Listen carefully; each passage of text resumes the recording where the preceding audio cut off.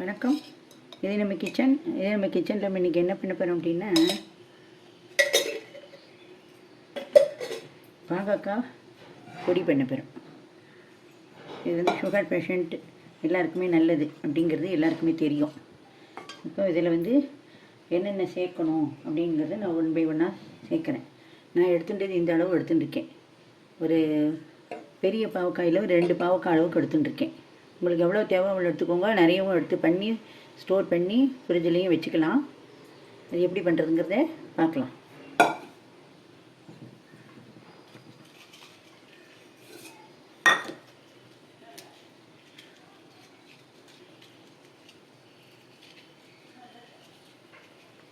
இந்த 3 மிளகாய் வத்தல் நான் எடுத்துட்ட அளவுக்கு 3 மிளகாய் வத்தல். என்ன அளவு எடுத்துட்டேங்கிறதையும் உங்கள்கிட்ட காட்டுறேன். இதேமாரி 2 கொட்டைப்பாக்கு அளவுக்கு புளி,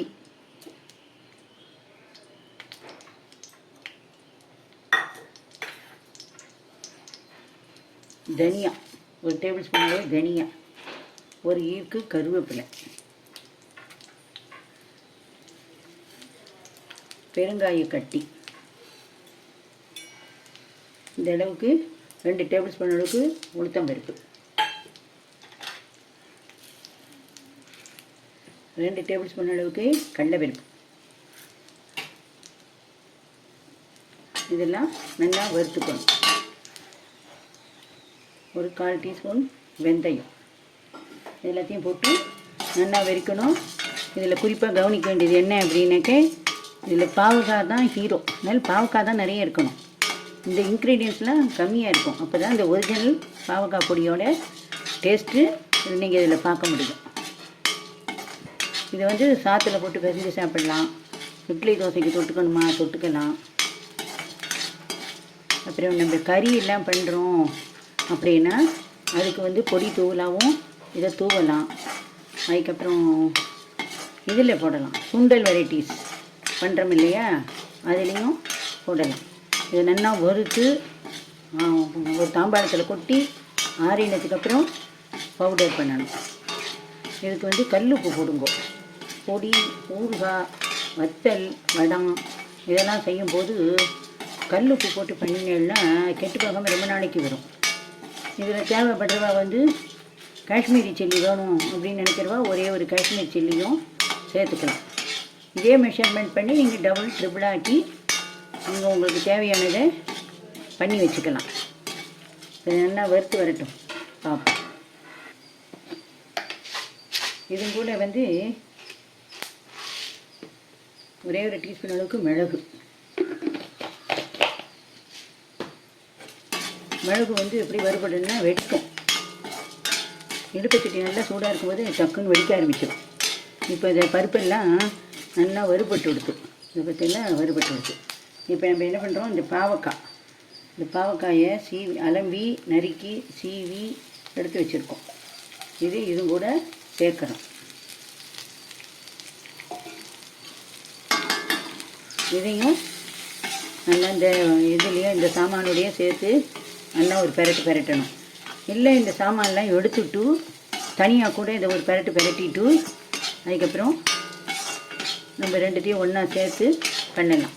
ஃபஸ்ட்டு பாவக்காயை ஒரு திருப்பின்ட்டு அப்புறம் இந்த பொடிகள்லாம் இந்த வறுக்கிறோம் இல்லையா, இந்த சாமான்கள் எல்லாத்தையும் ஒன்று சேர்த்து உங்களுக்கு நைஸ் பவுடராக வேணும்னா நைஸு, கோர்ஸாக வேணும்னா கோர்ஸு. நான் அடுப்பை ஆஃப் பண்ணிட்டேன்.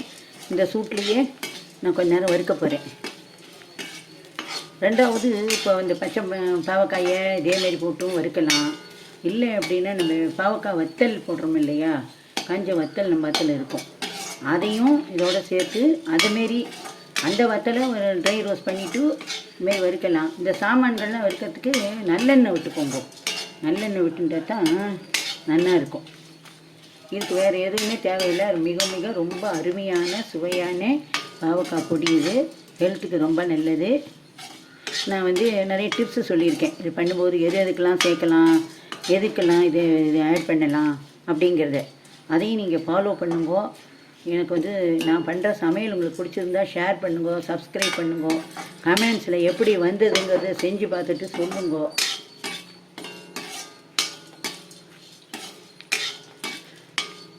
இதெல்லாம் லைஃப் லாங் இதோடைய மெஷர்மெண்ட் இவ்வளோ தான், பர்ஃபெக்ட் மெஷர்மெண்ட். நான் கொடுக்குற எந்த ரெசிபி மெஷர்மெண்ட்டும் பர்ஃபெக்டாக க்ளியராக இருக்கும். இப்போ இது இந்த சூட்லேயே கொஞ்சம் நேரம் இருக்கட்டும். பொடியை ஆறினோடனே பொடி பண்ணலாம். இப்போ என்ன ஆறிட்டு இதுக்குள்ளே கொஞ்ச நேரம் எடுத்து ஆறப்படலாம். இந்தமாரி பாத்திரத்துலேயும் கொஞ்சம் ஆற போட்டு வச்சுன்னு விடுவோம். ஆறினதுக்கப்புறம் நான் எப்படின்றத உங்கள்கிட்ட காட்டுறேன். இப்போவே நல்லா இந்த வாசனை வருது, இந்த பருப்பு வறுபட்ட வாசனை, இந்த நல்லெண்ணெய் வாசனை, இதெல்லாம் சேர்ந்து வந்து ரொம்ப நல்லா இருக்குது வாசனை ஜம்முன்னு.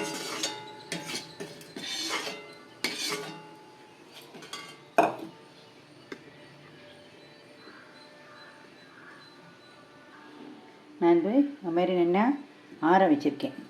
அதுக்கப்புறம் என்னென்னா ஒரே ஒரு டீஸ்பூன் அளவுக்கு வெல்லம் இதையும் சேர்த்துணுன்னோம். சேர்த்துண்டு இதை நல்லா பவுட்ரு பண்ணிவிட்டு அதுக்கப்புறம் உங்கள்கிட்ட காட்டுறேன். இப்போ நம்ம நம்ம பாகக்காய் பொடி நல்லா அரைச்சி கொண்டு வந்துட்டோம். வரும்போது இப்படி மணல் மணலாக இருக்குன்ட்டு ஜம்முன்னு இருக்கும். இதில் பாவக்காய் வந்து 80% தான் இருக்கணும். 60% வரையிலேருந்து 80 வரைக்கும் இருக்கலாம். மீதி பருப்புகள்லாம் வந்து 40 to 20 தான் இருக்கணும். அப்படி இருந்தால் தான் இந்த பாவக்காயோடைய டேஸ்ட் நமக்கு தெரிய வரும். இது அறுசுவையே நிறைஞ்சிருக்கும். சாதத்தில் பிசைஞ்சு நல்லெண்ணெயை விட்டுட்டு சுடுற சாதத்தில் போட்டுட்டு சாப்பிடுங்க. சூப்பராக அருமையாக இருக்கும். இதுக்கு ஒரு கூட்டை பண்ணி இந்த பொடியை போட்டுன்னு சாப்பிடலாம். லஞ்ச் பாக்ஸ் ரெசிபியாக கொண்டு போயிடலாம். குழந்தையிலேருந்து பெரியவா வரைக்கும் விரும்பி சாப்பிடுவா. நீங்கள் வந்து ஃப்ரிட்ஜில் வச்சுக்கோங்க. இது ரொம்ப அறுசுவையும் நிறைந்த ஒரு உணவு. சுகர் பேஷண்ட்டுக்கெலாம் ரொம்ப நல்லது. சாதம், டிஃபன் எல்லாத்துக்கும் சாப்பிட்லாம். நீங்கள் செஞ்சு பார்த்துட்டு கமெண்ட்ஸில் சொல்லுங்க எப்படி இருந்ததுன்னு. உங்கள் பதிலை நான் அவளோட எதிர்பார்த்துட்டுருக்கேன். நீங்கள் இதேமாரி பண்ணி பாருங்க. நன்றி, வணக்கம்.